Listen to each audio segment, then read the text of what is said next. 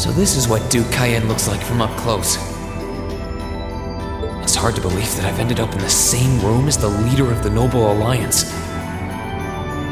Although, I guess we did meet back in Legram before the war broke out.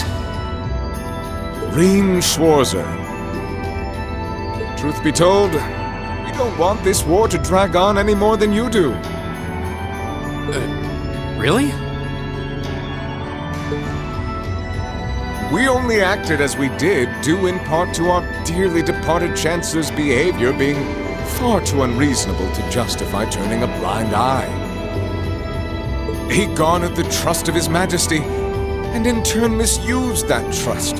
He flagrantly disregarded this nation's beloved culture and traditions, treating Erebonia as if it were his own personal property. Surely you too noticed this. Well, I can't say I disagree.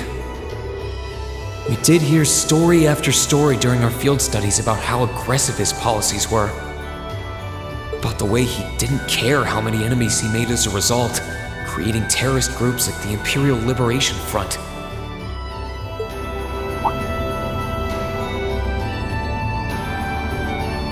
But as I said, the cause of our nation's ills is now gone. Now, all that remains is to turn back the hands of time just a touch, and the good old days of the Empire will be upon us once more.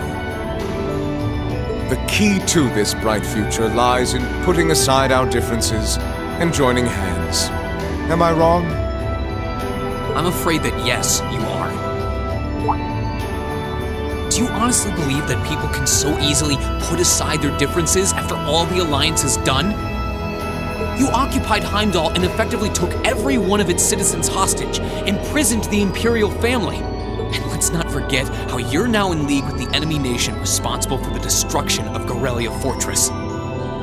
After all that, the Imperial army would never bow their heads to the likes of you, even if the rest of the population did. My word, I'm afraid there's been a terrible misunderstanding. The Imperial family is simply under our loving protection. They certainly haven't been imprisoned. But that does bring me to exactly why I want you to help us.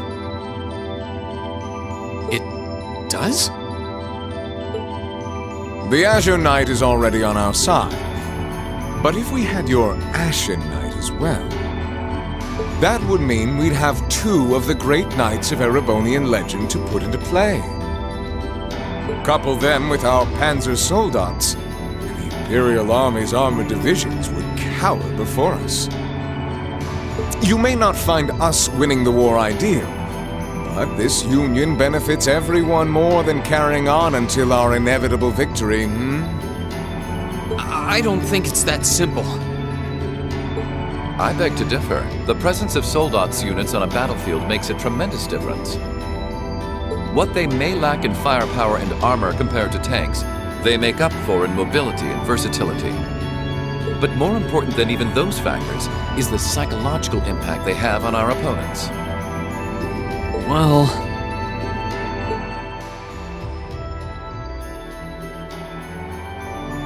we're only human. As such, we are as captivated as we are terrified of giant beings bearing human form. And if that holds true even for mass-produced soldats made with modern technology, it will be all the more true for the divine knights of legend you and Crow possess. Can't argue with that logic.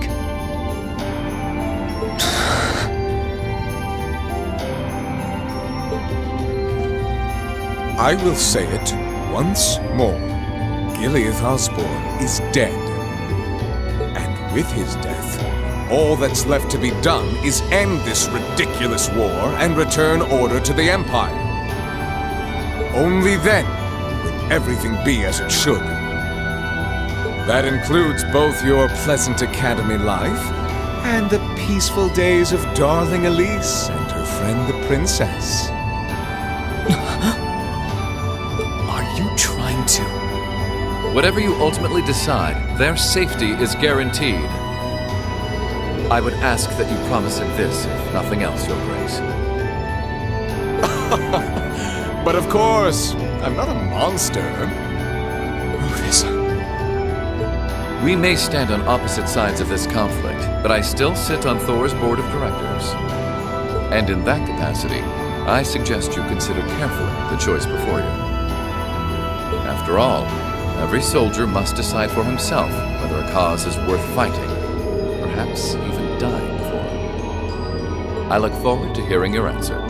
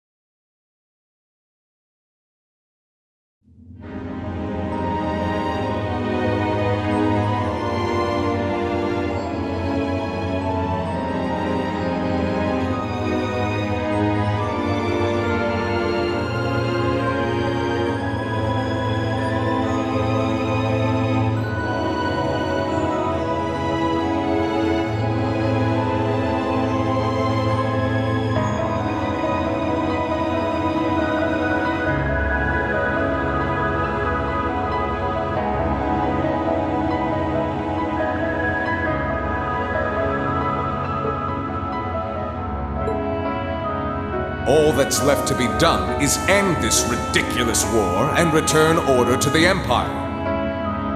Only then will everything be as it should. That includes both your pleasant academy life and the peaceful days of darling Elise and her friend the princess. I suggest you consider carefully the choice before you. After all, every soldier must decide for himself whether a cause is worth fighting, perhaps even dying for. I look forward to hearing your answer. It's hard to argue that this war began because the noble faction went too far. But the longer it goes on, the more people are going to suffer. Am I really okay with that? If I join them, I could reduce the number of victims, be friends with Crow again, free Elise and Princess Elfin. No, this isn't that simple. Think, Rain, think!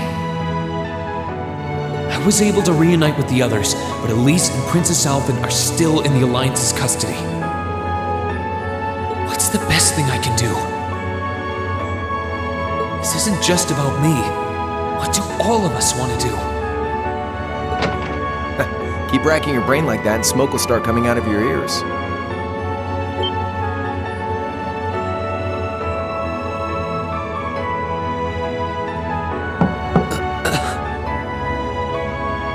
What do you want? Hey now, no need to give me that look. I figured I was gonna find you busy thinking everything over like your life depended on it. And what do you know? I was right. How about you mind your own damn business? And don't you have better things to do with your time? I figured the glorious Azure Chevalier would be far too busy with the war to be hanging out around here. It's tough being popular. If you joined us, I could get away with doing half the work I am now. So come on, stop freaking out about it so much and make a choice. This isn't something I can just decide by flipping a coin, Crow!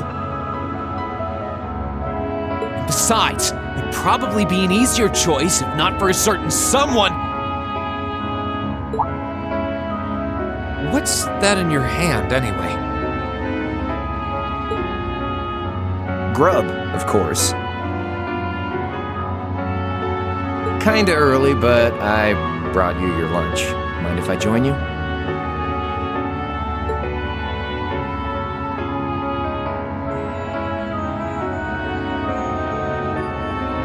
burgers, fries, and onion rings, huh?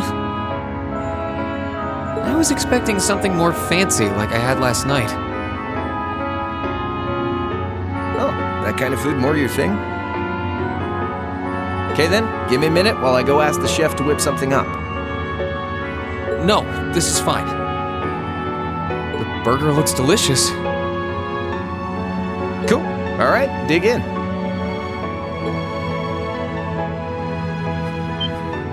This tastes kinda different from a normal burger.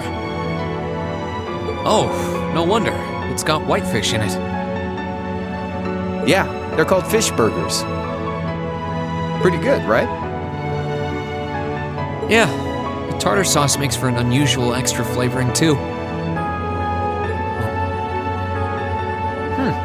This tastes amazing. I like this way more than the food I had last night, to be honest. Well, glad to hear. Guess it was worth putting my cooking skills to the test after all. Wait, you made this? Was my first time cooking in a while, too. Sharon could probably do better, though. But I wanted to give it a shot anyway. This stuff was like soul food back in Jirai, where I grew up. Oh. To think, all the time we spent searching for the leader of the Imperial Liberation Front, and he was right under our noses. Crow Armbrust from the Jirai SEZ. Oh, yeah, Vita was using some weird thing of hers to let you see what was going on, wasn't she? So I guess you saw what happened there. Yeah. Jirai was that special economic zone in the northwest you guys went to during our August field study, too. We didn't run into anything like that in the Jirai Special Economic Zone. Though, I guess that makes sense seeing as it's under the direct control of the Imperial government and not a noble. I seem to recall that it was annexed 8 years ago. Is that right?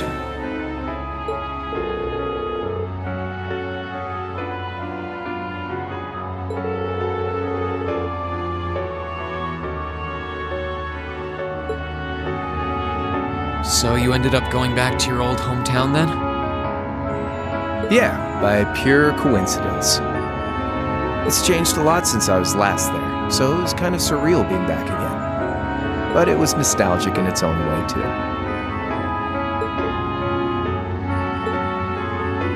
It's been bugging me for a long time now. What could have made you want to join a group of terrorists like the Imperial Liberation Front? What was it that made you hate Chancellor Osborne that much? Enough to take his life? Tell me, Crow, please. I want to know what it was that made you who you are now. What kind of place Jirai was, how you lived there, and what you were doing before you entered the academy and met Toa, Angelica, and George. Where's the fun in prying into a guy's past? Save all that talk for your number one in class.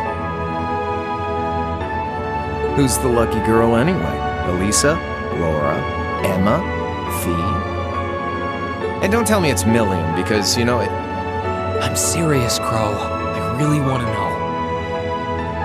Think of telling me your past as paying off the interest you owe in that 50 Mira. Because until I know, until we know, we won't be able to move forward. You're really serious.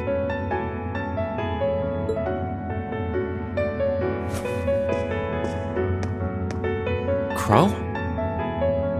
My past really isn't that big of a deal, you know. It's got nothing on yours, that's for sure. If you find yourself thinking that's all when I'm done, well, I warned you. So, you really want to know? Yeah.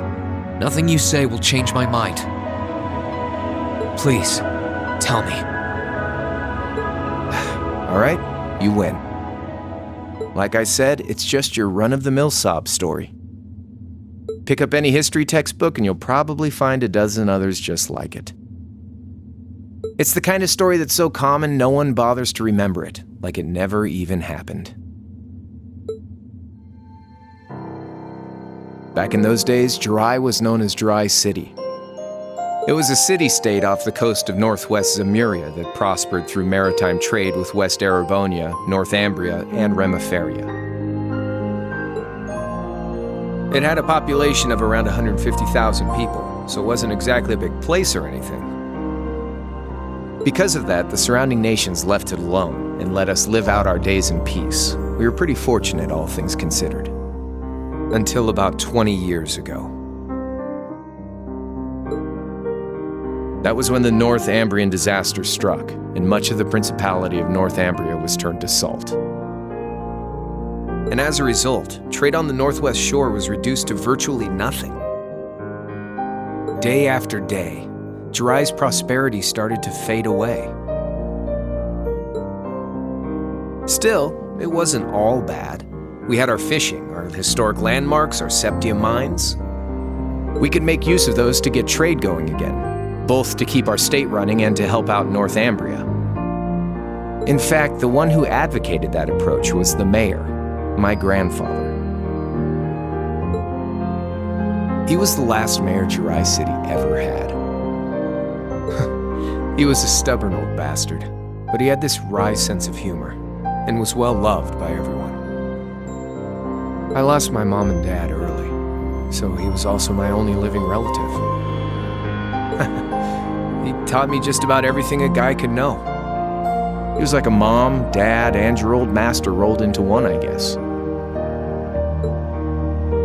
Anyway, fast forward to 10 years ago. Out of nowhere, we received this proposal from the Erebonian government. They said they wanted to extend a railway line from Heimdall all the way to Jirai. We relied on the sea for trade before, but there wasn't any reason to believe we couldn't benefit from being connected to Heimdall by rail. The proposal drew overwhelming support from the city's council, and as a result, my grandfather was forced to accept. Within a year, the city had all of its old life back and then some. The streets were more bustling than ever. But keep in mind, this was a result of huge amounts of imperial capital flowing into the city. Land and buildings we once treasured were bought up left and right. Everything became a target for investment. People only cared about making money. Something similar supposedly happened in Crossbell too, but unlike there, no opposition existed in Jirai. My grandfather sensed something was off, and he tried what he could to get the situation under control. Then one day, someone blew up the railway line leading to Jirai. Everyone demanded that it be repaired as quickly as possible. Everyone except the imperial government. Instead, they panned our national security arrangements for being insufficient and threatened to withdraw all imperial capital. The city was left in an uproar like we'd never seen. Shares plummeted, and with no one able to ascertain the culprit's identity, chaos reigned. That was when he showed up. Chancellor Gileath Osborne, in his third year as representative of the imperial government, personally came to Jirai. We then received a second proposal. The restoration of the railway and its future security will be seen to by the Imperial Army. In return for our continued assistance and safekeeping, Jirai will come under the wing of our glorious empire and attain even greater prosperity as a special economic zone. The timing was too good to be true, really. Realizing this, my grandfather staunchly opposed the idea. He tried everything he could to convince the city's council to reject the offer. Unfortunately, once you taste the sweet fruit of prosperity, it's hard to want to go back. The council, made up of influential merchants and all their greed, jumped at the offer. And tempted by the elimination of customs, together with the tax breaks from being an SEZ, many of the citizens did too. And during all that, they'd conveniently found a suspect behind the railway incident. My grandfather. He loved Jirai more than anyone, and up till then, its people loved him too. And yet, virtually overnight, he found himself facing the wrath of both the city's council and the citizens alike. Left with no choice, he resigned from his position as mayor, and Jirai formally became part of the Empire. Both of these things happened on the same exact day.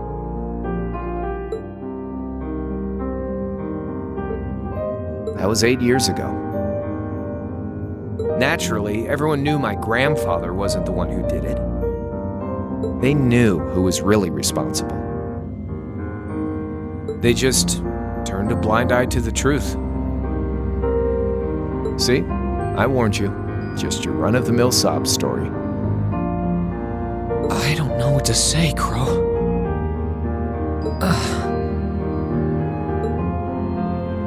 What happened to him after that? Your grandfather. One day, he just up and died. Once he resigned, the whole affair with the railway getting blown up was all but forgotten.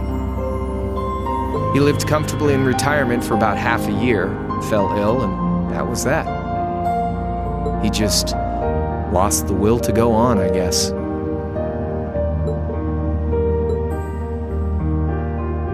Like I said, he was the only family I had. I mean, I had plenty of friends even then, but I chose to leave it all behind. I was 13 at the time. I wandered the land, doing whatever I had to get by. That was when I met old Cayenne, who happily indulged my hatred for the Chancellor. And with his financial backing, I went out with the goal to find others who were just like me. That was the beginning of the Imperial Liberation Front. Gideon, Scarlet, and Vulcan were among those I recruited. I had also met Vita then. I only knew her as the woman who would often come to see Cayenne. She guided me to a place below the city of Ordis, and there slept the Azure Knight Ordine. One after another, I overcame the same trials you did with your friends, but alone. And once I'd proven myself worthy, Ordine accepted me as his awakener. That was 3 years ago. I was 16.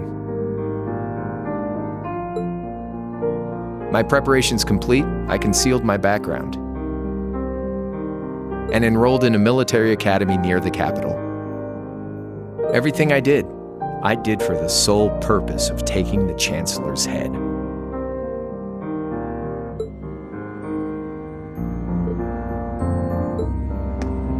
Come on now, what's with the face?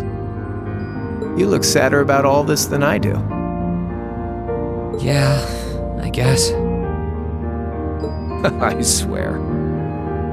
I'm not trying to tell you the Chancellor was evil or anything. What?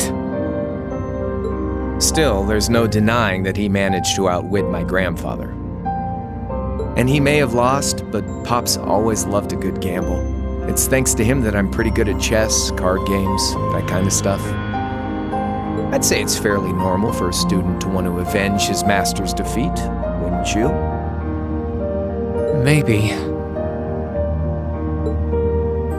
At the end of the day, there's no denying this country has problems, and the Chancellor's methods were making them worse. I studied those problems, worked out how to use the situation to my advantage, and then won the game with an all-or-nothing gamble. But when you think of how peaceful Jirai is now, I'd say I've got a duty to clear up the mess left behind by my game too, which means ending this war and restoring peace. So it's only when that's done that my game is truly over.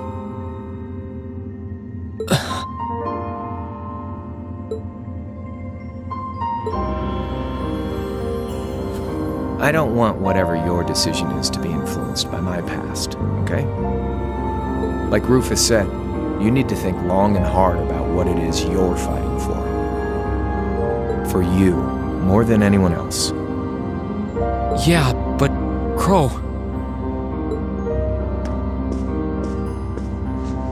Anyway, I think I've stuck around here for long enough. You're going to be treated as a visitor. Well, sort of.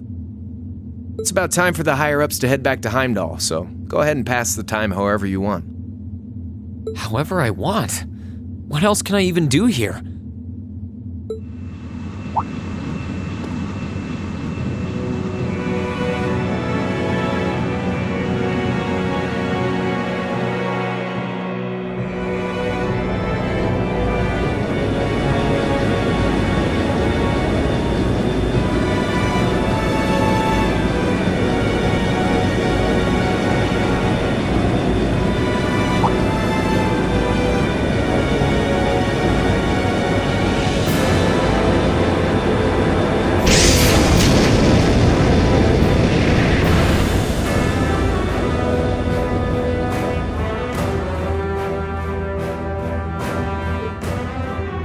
There'll be no guards outside your room, so if you want to try and escape, be my guest. Just keep in mind that some members of Ouroboros and Zephyr are on board too, not to mention me, Scarlet, and Vulcan. So if you're up for a gamble of your own, get ready to take all of us on. Sounds fun.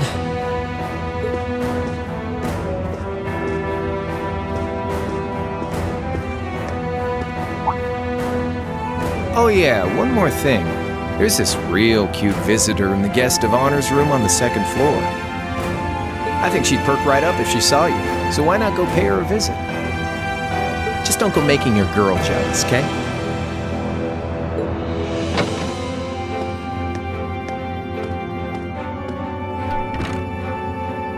I wonder who he means. He said she's in the guest of honor's room. Well, I can't waste much time here. I told everyone I'd definitely come back soon. Right now, I need to gather as much information as I can. I can make my choice after that. At least then, it'll be an informed one.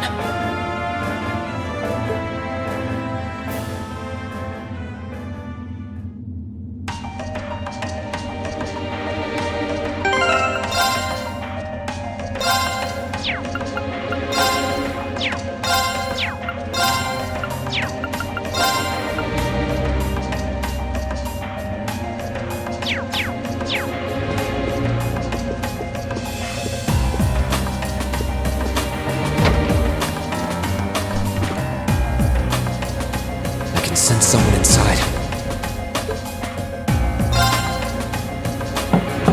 Huh? It's open. Come on in. That sounds like... Excuse me.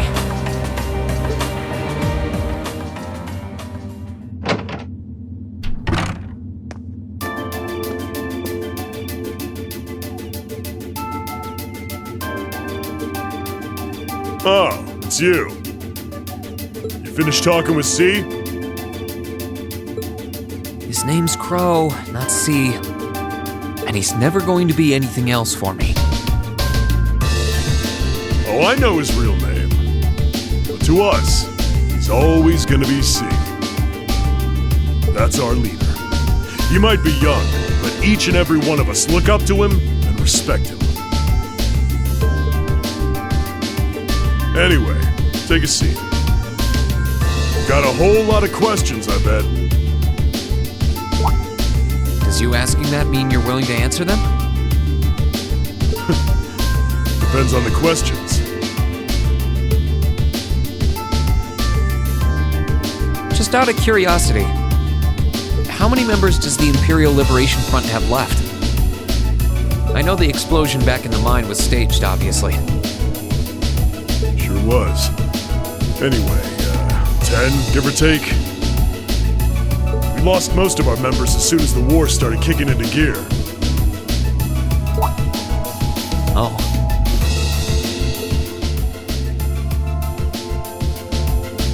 Is that because the group's primary objective had been fulfilled? Basically, yeah. We all came from different backgrounds, but the one thing we had in common was that we hated that bastard's guts. So after he'd kicked it, most of the guys didn't really have any reason for sticking around. Can't say I blame them for calling it quits. Crow said that seeing this war through to its end was the last part of his game. Are the members who haven't left sticking around for similar reasons? Interesting question. Can't speak for the others, but me, I don't really care how this war goes. I mean, I'm a former Jaeger who can hold his own in a fight. I've always lived for war. And teaching those dumbasses in the provincial armies how to pilot soldats is a job worth doing, even if it's a pain. If we disband, I'll find myself something else to do. I see.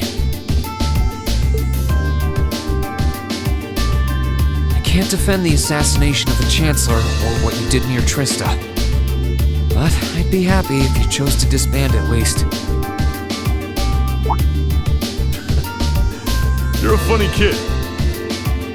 Being oddly nice to us after all the shit we caused, don't you think? The cycle of hatred's gone on for long enough. The crimes you've committed will never vanish, but no one wants this war to go on longer than it has to. It's not as though you guys want war, do you? That's enough of the niceties. If you've got time to worry about us, use it to worry about yourself. Whether you choose to side with the Alliance or go against them, you've got a tough road ahead, whether you like it or not.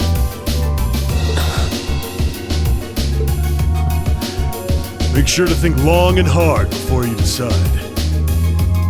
And if we end up as enemies again, show me what you got. On the battlefield.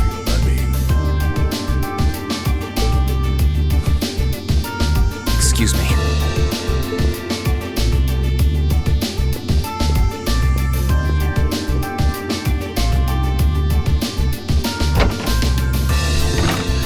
Think I might have been too harsh on the kid.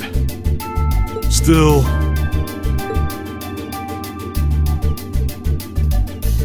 yeah, he's probably perfect for the job.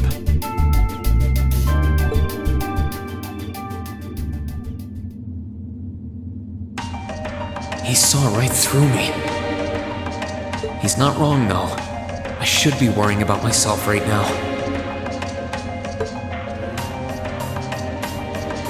He seemed kind of different, though. Like he'd lost his spark.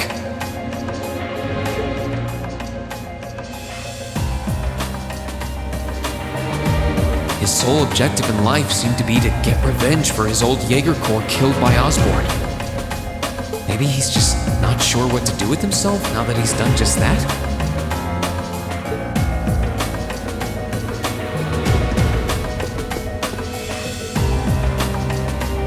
I can sense someone inside. And judging by the fact that V is in the next room...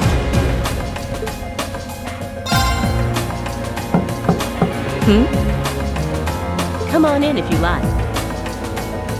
Excuse me.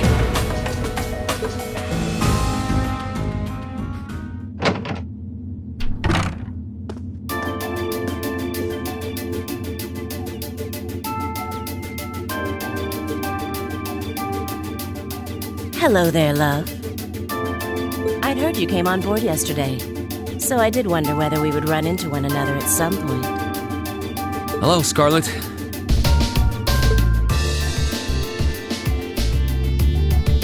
Last time we spoke was a month and a half ago near Trista, I think. Quite a memorable day for both of us, wasn't it? There's no need to stand over there.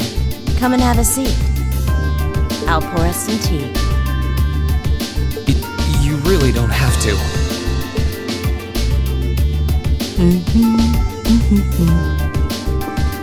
Well, I guess there's no harm in chatting for a bit.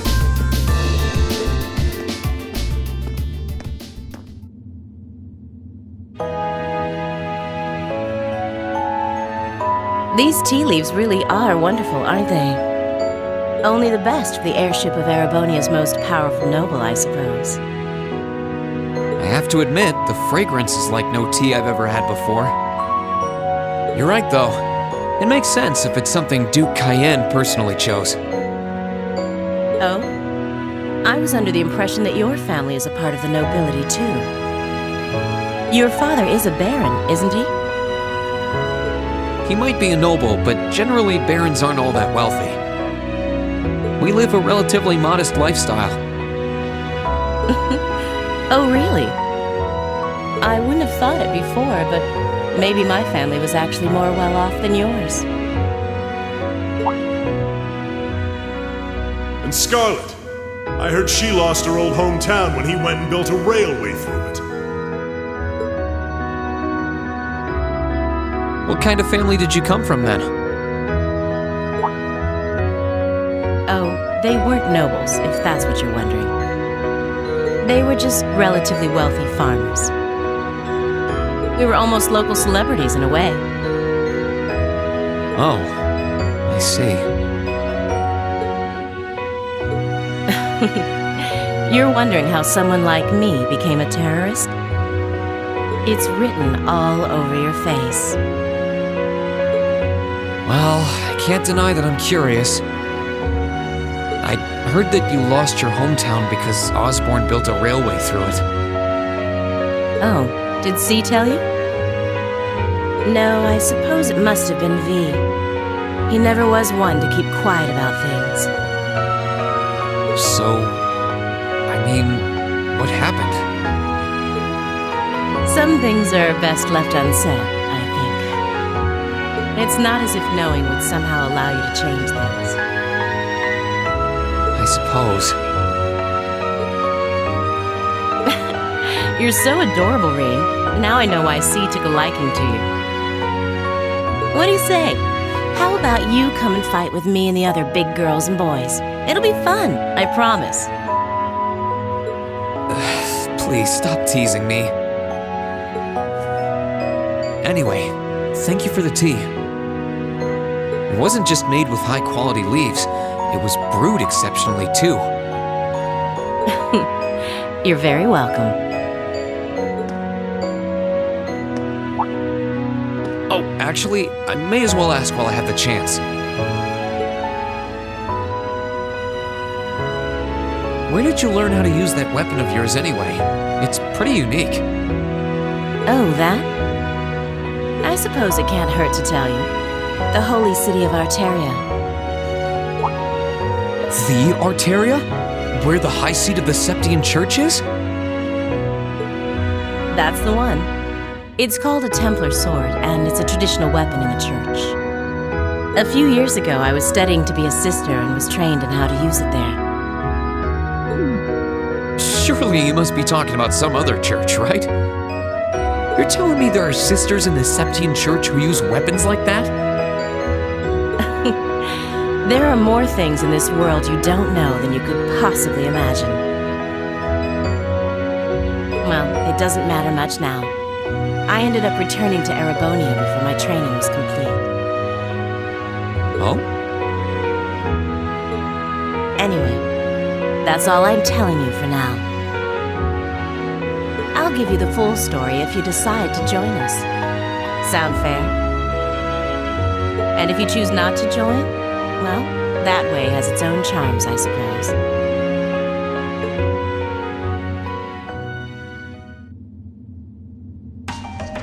She ended up being a lot friendlier than I expected her to be. I wonder how much of what she was saying about being a sister was true.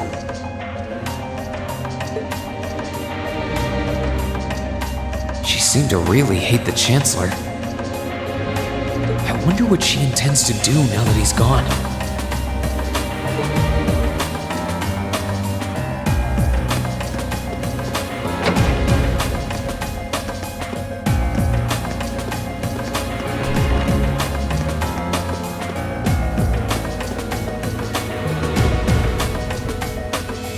Good day to you, Rean Schwarzer. What the? You're the Phantom Thief! You sure look comfortable. What are you doing here? Ha ha! Why wouldn't I be? I'm as much a guest on this ship as you are. And who would deny themselves the pleasure of a ship so beautiful? The furnishings are immaculate. The food and wine are positively sumptuous. And I am of the firm belief that it's wasteful not to take advantage of the opportunities life presents you.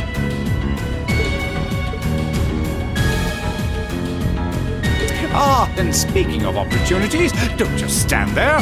Take a seat and join me in having a drink. You've been blessed with the rare chance to sit and chat one-on-one with the most beloved thief of our time.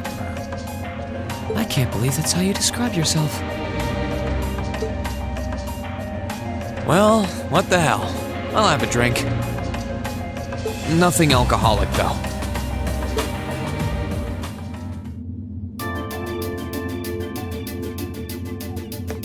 Funny.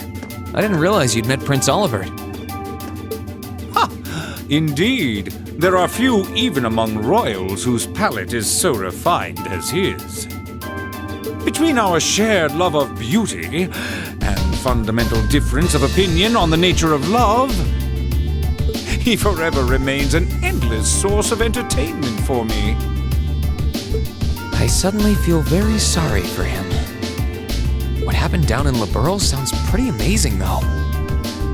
I'd heard there were problems with orbital technology in southern Erebonia at the time, but I had no idea that was why. That magnificent floating city was quite the sight to behold, let me tell you. Oh, how I wish I could have shown it to you. It would have changed your view of the world completely. It really does sound amazing. Wait, why am I sitting here having a friendly discussion with a wanted criminal? He has so many interesting and unusual stories, I got completely caught up listening to them. A thief of my caliber can steal much more than objects read. There, I was able to steal much of your time and your interest. Perhaps I stole your heart as well. Rest assured that did not happen. Your stories were interesting, though, I'll admit. By the way, you wouldn't happen to know where Prince Olivert is now, would you? Last I checked, he wasn't actively fighting against the Alliance. I imagine Duke Cayenne would welcome a man like the Prince with open arms into the Alliance, if he so wished to join. To my knowledge, he was always wary of the Chancellor himself. But I digress. I'm afraid not even I know where he is at the moment. However, I'm inclined to believe that wherever he's hiding, the Crimson Wings is there with him. So the Courageous is missing too, then. Although the Duke's got some nerve if he expects Prince Olivert to side with him after he imprisoned the rest of the Imperial family. But think. These kinds of things are simply what the great nobles of this country have always done. The War of the Lions, too, was brought about by numerous families of some standing backing potential successors to the throne. Emperor Drycles, as a late arrival to the war, was a mere exception to the rule. I wonder, does Prince Olivert think himself as the second coming of Drycles?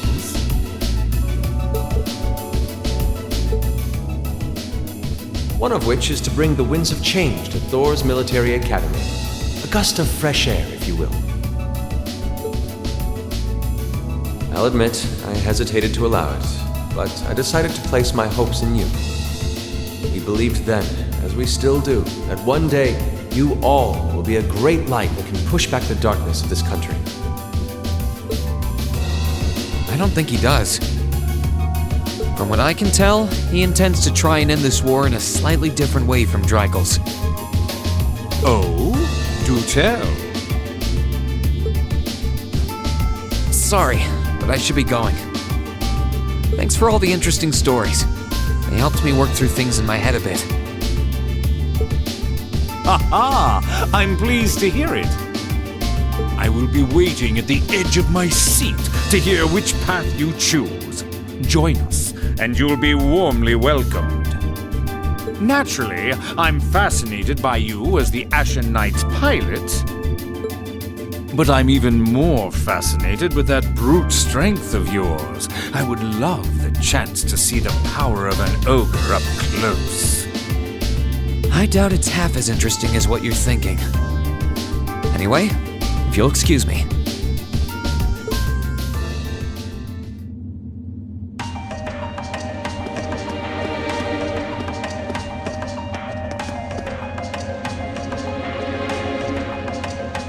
wonder who's in here.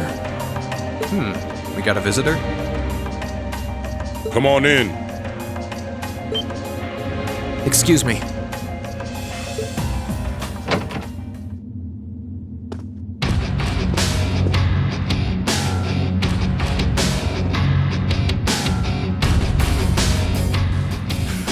Figured it was you. What's up? Have a seat. Bourbon? I suppose not. Yeah, I really shouldn't.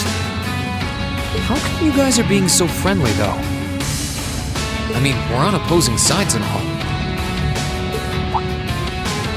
Why wouldn't we be? It's not like we're on a battlefield right now. We're Jaegers. Nothing unusual about us trying to cut some throats one day than sitting in a bar with the same guys the next. Of course, if you would rather fight with us, that can be arranged. I shall have to politely decline. For one thing, I don't think I'd stand the slightest chance of taking you two down. Hey now, no need to be so pessimistic. He seems to think pretty highly of you. Have a little more faith in yourself. At the very least, you'd be able to give us a real fight in your divine night. Not that I'd have any intention of losing even then. The scary thing is, I'm pretty sure he's dead serious. Well, they're used to taking out tanks. They probably have their ways.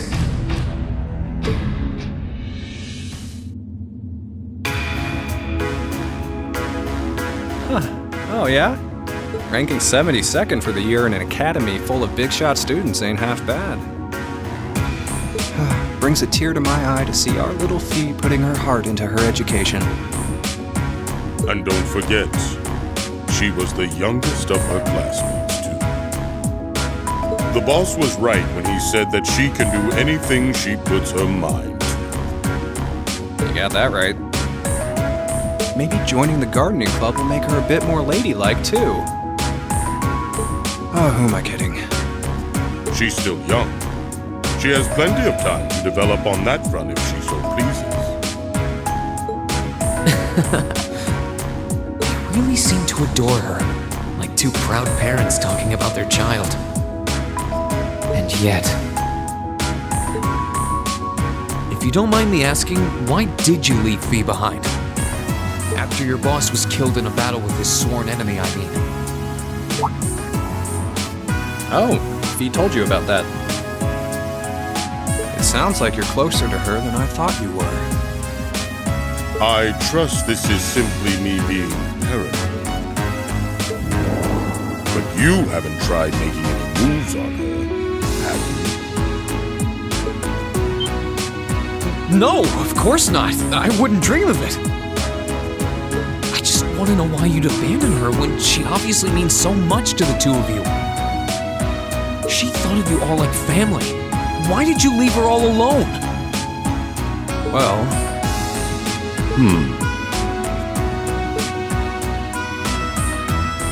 We had our reasons. Let's leave it at that. I know you want to know, but you're not the one we should be telling that to. We'll be sure to tell Fee our reasons in due time. Until then, leave the issue be. All right, I can accept that. Still, she's our classmate. In that sense, she's like family to me, to us, too. And we feel that way about her just as strongly as you do, if not more so. I want to be perfectly clear on that. Fighting words right there. Still, we'll remember you said that. Returning to the matter at hand, you're sure you haven't tried to make any moves on her? Come on, spit it out. They really are like two overprotective fathers.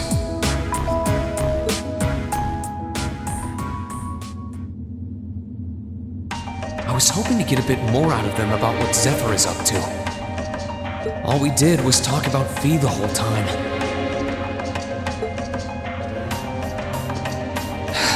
Oh well. At At least now I know that the guys in Zephyr really cared about her, so it wasn't a complete waste of time.